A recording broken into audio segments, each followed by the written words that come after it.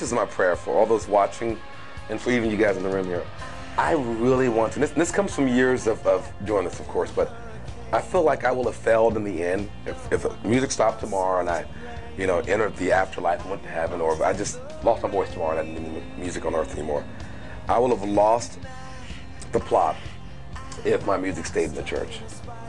Now, for years, people think that sometimes it's like, oh, they want to go secular, or they want. I'm like, man, Jesus Christ was secular.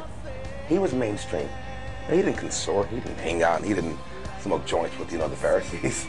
But at the same time, he was out in the public. He was doing things that sometimes we look at as, hold on, not thinking the church, not getting off on the attention here, but I think a lot of times today we look at our churches, and they're not relevant to our youth, because youth can't really go there and find, what if little Johnny struggling with being a homo, or Sarah being a lesbian?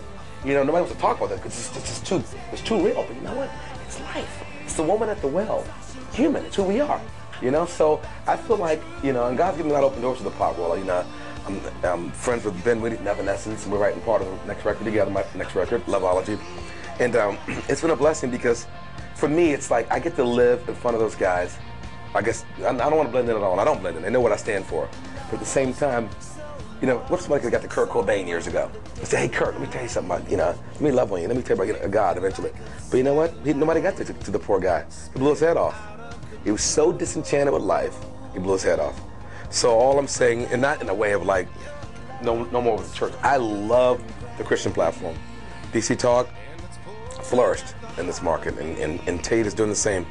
But my prayer is that God would take us into, and beyond, over the hedges and highways to where the real, challenge is. I kind of get lost sometimes in the church. I get a little jaded. I do it almost on cruise control sometimes, because it's so tangible to me. And I know it so well. I know all the Christian cliche phrases to say and capture the audience. But the world keeps you on your feet. I go to California. It's like you can live in Nashville and be a Christian, but it's kind of like you can kind of fall back in that kind of mode. But you go to California, baby, you better choose a side, or a side will choose you. That's a battlefield.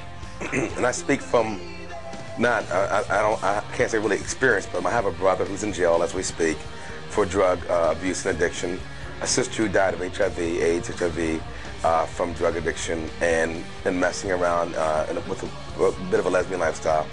And then another sister who is now an evangelist who left the drug world after 25 years of absolute immersion and just being consumed by drugs.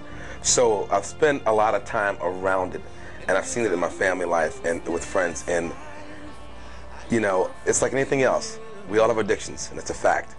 It's part of being human. Not an excuse, it's a fact. But God is so much bigger than all those things in our lives. And I struggle a lot of times with lots of things in my life that if I were to say to certain people, they'd be like, Michael Tait? Wait, wasn't he that DC Talk guy? Well, you know what? That guy, DC Talk guy, he's human. So we wrote a song called What If I Stumble? We should have said when I stumble, because we will stumble, we will mess up. But God is, once again, bigger than our problems. So for those out there right now, you young people or people struggling with whatever addiction, whatever kind of addiction, God absolutely, completely, if you trust him, can take that away from you. And I believe that. I've had him do things in my life that I prayed for and I trusted. It's kind of scary because you're out there, you're throwing caution to the wind in some ways. Faith, on the water, living it out. But God will touch your life and change your life. But more importantly, find someone in your life you can talk to. A youth pastor's wife, a best friend, preferably a parent, an uncle or aunt, because these kind of things inside your heart, left alone, without attention, can lead to self-destruction. It's dangerous. So don't feel bad about what people say. Don't feel like you're being beat up by people. Just love and be loved, and give out or pray as often as you can that God will help you with your situation, because prayer changes things. It's the way it works.